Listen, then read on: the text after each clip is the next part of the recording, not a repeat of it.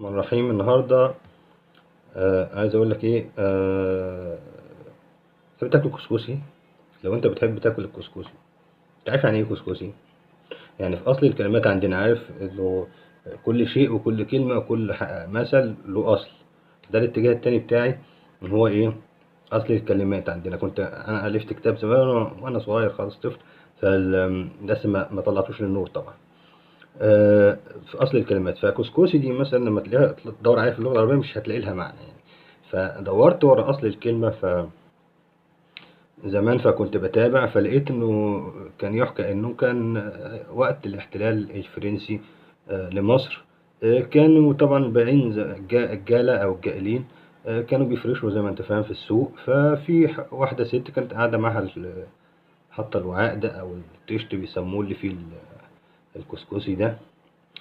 هو كان اسمه برغل زمان، برغل.